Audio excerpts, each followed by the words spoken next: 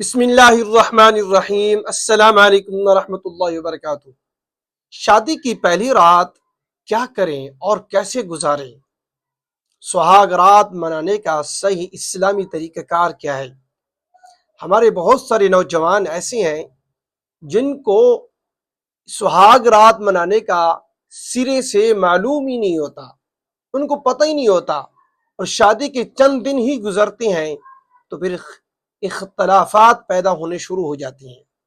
دیکھیں، جس طرح اسلام ہماری باقی چیزوں کی رہنمائی کرتا ہے نا، کہ آپ نے چلنا کیسے ہے، آپ نے کھانا کیسے ہے، اور آپ نے سونا کیسے ہے، اور آپ نے ہمسایوں کے ساتھ کیسے حقوق رکھنے، کیسا رویہ رکھنا ہے، کہ جہاں باقی چیزوں کے اندر اسلام ہماری رہنمائی کرتا ہے، تو اس کے ساتھ ساتھ اسلام جو ہے نا ہماری ازدواجی زندگی کے متعلق بھی رہنمائی کرتا ہے، جس کے بارے میں ہماری نوجوان نسل کو پتہ ہی نہیں ہوتا ہے۔ اس حوالے سے آج میں نے کچھ پوائنٹ نوٹ کیے ہیں تاکہ میں آپ لوگوں کو یہ بتا سکوں، تاکہ آپ لوگوں کی جو زندگی ہے نا، ازدواجی زندگی پرسکون گزرے، بڑی مزیدار گزرے۔ میں نے یہاں 10 پوائنٹ نوٹ کیے ہیں، میں آپ کو بتاتا ہوں، اور جو بھی میرا اسلامی بھائی اور ہماری اسلامی بہنیں اس طریقے سے زندگی گزارتے ہیں، ان کی جو ازدواجی زندگی ہوگی نا، انشاءاللہ العزیز بڑی خوشگوار مزیدار گزرے گی اگر ان 10 پوائنٹ کے اوپر عمل کر لیتے ہیں۔ دیکھیں، جب شادی ہو جاتی ہے نا، شادی ہونے کے بعد مہمان وغیرہ چلے جاتے ہیں، رات کا وقت ہوتا ہے، عموماً یہی ہوتا ہے کہ جب بارات واپس آتی ہے تو عشاء ہو چکی ہوتی ہے۔ جب مہمان وغیرہ چلے جاتے ہیں، چلے جانے کے بعد جب دلہا پہلی بار اپنی دلہن کے پاس جاتا ہے، اپنے کمرے میں، اپنے روم میں داخل ہوتا ہے، تو سب سے پہلا پوائنٹ یہ ہے کہ داخل ہوتے ہوئے سب سے پہلے جو ہے نا اپنی بیوی کو سلام کرے، السلام علیکم ورحمۃ اللہ وبرکاتہ، اور بیوی کو چاہیے کہ وہ اس سلام کا جواب دے، ٹھیک ہے، یہ کام کرے۔ ایک پوائنٹ یہ ہو گیا، یعنی کہ سلام آپ نے لازماً ہی کرنا ہے، کیونکہ سلام جو ہے نا یہ ایک دعا ہے کہ آپ پر سلامتی ہو، آپ کے اوپر اللہ کی رحمت ہو، آپ کے اوپر اللہ کی برکت ہو، ٹھیک ہے نا، یہ دعا یہ لازمی کرنی چاہیے، ٹھیک ہے نا۔ اس کے بعد دوسرا پوائنٹ کیا ہے جو بہت ہی اہم ہے؟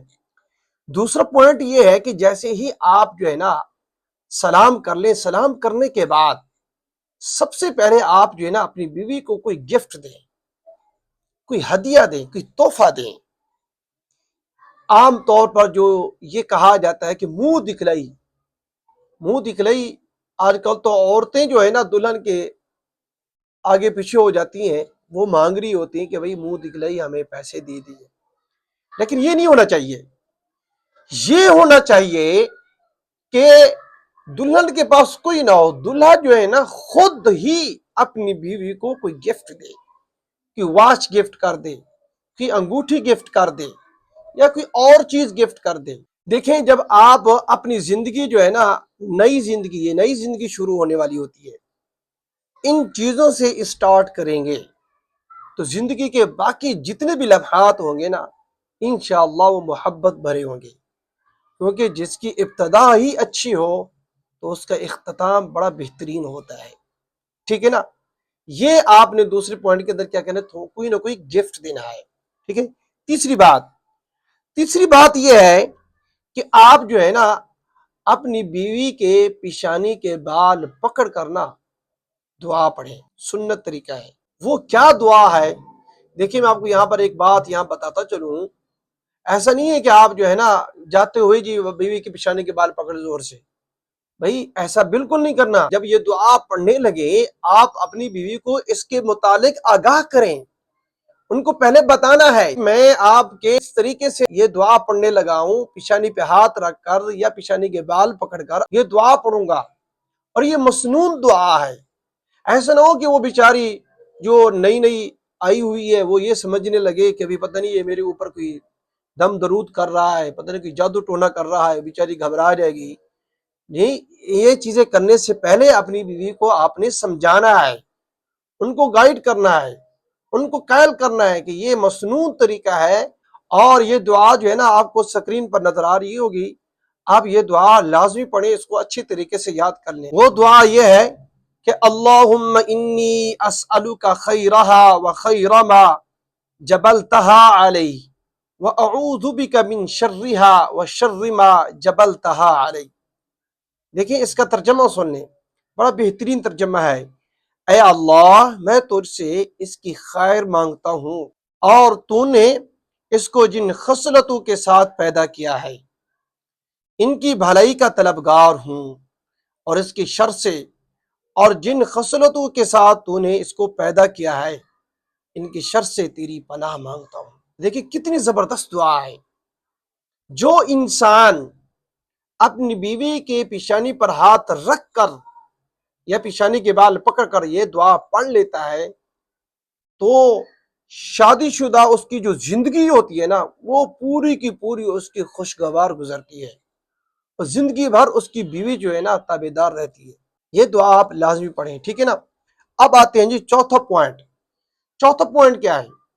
دیکھیں چوتھا پوائنٹ اس کے اندر یہ ہے کہ جب آپ یہ دعا پڑھ لیں، دعا پڑھنے کے بعد جو ہے نا دلہن اور دلہا سب سے پہلے شکرانے کے 2 نفل ادا کریں، اس کا لازمی اہتمام کریں، کیونکہ اللہ رب العزت نے آپ کو ایک بہترین نعمت عطا کی ہے۔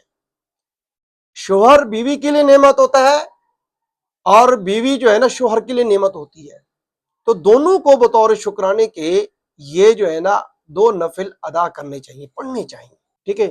ہاں یہ خیال ضرور کریں، شادی کا ماحول ہوتا ہے تو نہ دلہن نے عشاء کی نماز پڑھی ہوتی ہے نہ دلہن نے عشاء کی نماز پڑھی ہوتی ہے، آپ نے فرض نماز پڑھی ہی نہیں ہے، اور آپ جو ہے نا فرض نماز پڑھے بغیر 2 نفل شکرانے کے ادا کر رہے ہیں۔ ایسا بالکل نہیں کرنا۔ اگر آپ نے عشاء کی نماز نہیں پڑھی تو سب سے پہلے آپ عشاء کی نماز پڑھیں، آپ بھی پڑھیں اور اپنی دلہن صاحبہ کو بھی پڑھائیں۔ وہ پڑھنے کے بعد اس کے بعد 2 نفل شکرانے کے ادا کریں، اور اس کے پڑھنے کا طریقہ کار یہی ہے کہ جو عام سمپل سے جو 2 نفل پڑھے جاتے ہیں ویسے ہی آپ نے یہ نفل پڑھنے ہیں، اس کا کوئی خاص طریقہ نہیں ہے۔ جیسے باقی جو 2 نفل پڑھی جاتی ہیں جیسے عام دنوں میں آپ پڑھتے ہو ویسے ہی آپ نے یہ 2 نفل پڑھنی ہیں، اس کا کوئی خاص طریقہ کار نہیں ہے، ٹھیک ہے نا۔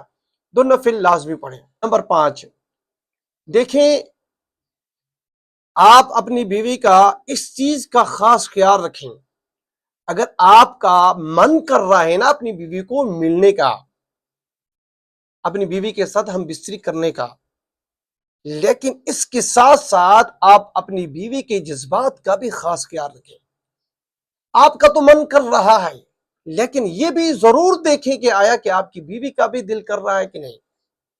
اگر آپ کی بیوی بھی طلبگار ہے اس چیز کی تو پھر آپ دونوں رضامندی کے ساتھ محبت کے ساتھ ایک دوسرے کو ملیں، ہم بستری کریں۔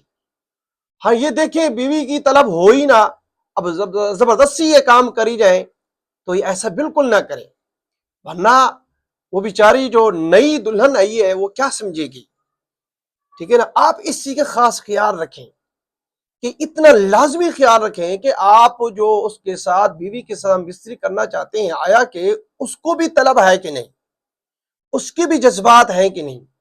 اگر اس کے جذبات ہوں، اس کو بھی طلب ہو، وہ بھی خوش ہو تو پھر آپ ضرور یہ کام کریں۔ اگر اس کی طلب نہیں ہے، ٹھیک ہے نا، اگر وہ پریشان ہے کیونکہ اس نے گھر وغیرہ چھوڑ کر آئے ہیں، نہیں ہے، تو پھر آپ اس چیز کا خاص خیال رکھیں، اس کے جذبات کا، پھر کر لینا، ٹھیک ہے نا۔ اور اسی طرح اس کے ساتھ ساتھ میں آپ کو یہ بھی پوائنٹ بتاتا چلوں کہ لوگ یہ سمجھتے ہیں کہ بھئی اگر ہم نے سہاگ رات کو بیوی کو نہیں ملے، بیوی کے ساتھ ہم بستری نہیں کی تو پھر صبح ہمارا ولیمہ ہی نہیں ہوگا۔ پھر ولیمہ کس چیز کا؟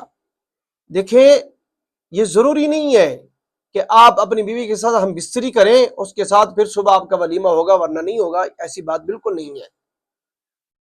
ہاں آپ نے اپنی بیوی کے ساتھ خلوت میں کچھ لمحات گزار لیے ہیں، رات گزار لی ہے، یہ کافی ہے۔ ضروری نہیں ہے کہ آپ اپنی بیوی کے ساتھ ہم بستری کریں گے تو آپ کا ولیمہ حلال ہوگا ورنہ حرام ہوگا، ایسا بالکل نہیں ہے۔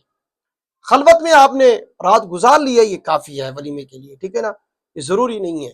اگر آپ ان چیزوں کا خیال کرتے ہیں تو انشاءاللہ العزیز باقی جو زندگی ہوگی نا بڑی کمال کی گزرے گی، بڑی زبردست گزرے گی۔ نمبر 7، دیکھیں اپنی بیوی کو ملنے سے پہلے آپ دعا لازمی پڑھیں. بڑی زبردست دعا ہے ہم بستری کی دعا. اگر آپ نے کپڑے اتار لیے ہیں، برہنہ ہو گئے ہیں، تو پھر آپ دل ہی دل میں یہ دعا پڑھیں.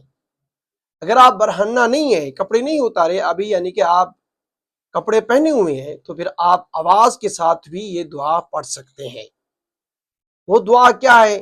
دیکھیے بڑی بہترین دعا ہے کہ حدیث پاک میں آتا ہے کہ جو بندہ نا ہم بستری سے پہلے یہ والی دعا پڑھ لیتا ہے نا، اگر اس نطفے سے حمل ٹھہر جاتا ہے، اس کا کوئی بچہ پیدا ہوتا ہے، تو پھر تمام زندگی اس کا بچہ شیطان کے شر سے محفوظ رہتا ہے. دیکھیے کتنی بڑی کمال کی دعا ہے. تو یہ لازمی دعا پڑھنی چاہیے. وہ دعا کیا ہے؟ آپ کو سکرین پر نظر آ رہی ہوگی. اللہم جنبنا الشیطان وجنب الشیطان فیما رزقتنا. یہ دعا لازمی پڑھیں، ٹھیک ہے نا. ہم بستری کرنے سے پہلے یہ دعا کا اہتمام کریں، ٹھیک ہے. اور اس کا ترجمہ کیا ہے کہ اللہ کے نام سے شروع کرتا ہوں، اے اللہ ہمیں شیطان سے محفوظ فرما، اور جو اولاد ہمیں دے شیطان کو اس سے دور رکھ، ٹھیک ہے نا. اس لیے اس دعا کی فضیلت یہ ہے کہ اگر آپ ہم بستری سے پہلے یہ دعا پڑھ لیتے ہیں تو اس دوران اگر اس نطفے سے حمل ٹھہر جاتا ہے، جو بچہ پیدا ہوگا نا، تو وہ بچہ شیطان کے شر سے محفوظ رہے گا. اس دعا کا آپ لازمی اہتمام کریں. اس بات کا آپ خاص خیال رکھیں، جیسے ہی آپ اہم بستری سے فارغ ہونا فوراً غسل کر لیں. فوراً غسل کر لینا یہ افضل ہے، یہ اچھی بات ہے. غسل کرنے سے انسان تر و تازہ ہو جاتا ہے، جذبات نئے ہو جاتے ہیں، تازے ہو جاتے ہیں، ٹھیک ہے نا. اگر آپ یعنی کہ یہ غسل نہیں بھی کرتے تو پھر آپ اتنا ضرور کریں کہ کلی کر لیں یا وضو وغیرہ کر کے استنجا کر کے سو جائیں. اگر دوبارہ بھی یعنی کہ طلب ہوتی ہے ملنے کی، تب بھی یعنی کہ اگر آپ نے وضو نہیں کیا، استنجا نہیں کیا، تو پھر آپ سب سے پہلے وضو کر لیں، استنجا کریں، پھر آپ وضو کریں، وضو کرنے کے بعد دوبارہ مل لیں. اگر آپ نہا لیتے ہیں تو پھر اور یہ اچھی بات ہے، افضل چیز ہے، ٹھیک ہے نا. یہ وضو کرنے سے، نہانے سے اور استنجا کرنے سے انسان اس سے تر و تازہ ہو جاتا ہے، فریش ہو جاتا ہے. اور اس کے بعد جو 9واں پوائنٹ ہے نا وہ یہ ہے کہ بھی ہم بستری کرتے وقت جو ہے نا دونوں میاں بیوی کو چادر اوڑھ کر ہی ہم بستری کرنی چاہیے، ٹھیک ہے نا. پردے کا خاص خیال رکھا جائے. ایسا بالکل نہیں ہے کہ اگر آپ اپنی بیوی کا یا بیوی آپ کا جسم دیکھ لیتی ہے، ایسا حرام نہیں ہے، ٹھیک ہے دیکھ سکتے ہیں، جائز ہے، ٹھیک ہے. کیونکہ اللہ رب العزت نے قرآن مجید کے لیے ارشاد فرما دیا ہے، ہن لباس لکم وانتم لباس لہن. تمہاری بیویاں تمہارا ہی لباس ہے، تم ان کا لباس ہو. اگر آپ ایک دوسرے کا جسم دیکھ ہی لیتے ہیں تو کوئی ایسی بات نہیں ہے، کوئی ایسا مسئلہ نہیں ہے. لیکن اگر آپ پردے کے اندر رہتے ہیں، اندھیرے میں ہم بستری کرتے ہیں، یا آپ ہم بستری کرتے وقت چادر اوڑھ لیتی ہیں، پردے کا خاص خیال رکھتی ہیں، تو اس کے اندر محبت بڑھ جاتی ہے، محبت برقرار رہتی ہے، عزت باقی رہتی ہے، ٹھیک ہے نا. اس چیز کا آپ خاص خیال رکھیں. ہم بستری کرتے وقت جو ہے نا کوئی نہ کوئی چادر اوڑھ لینی چاہیے، ٹھیک ہے.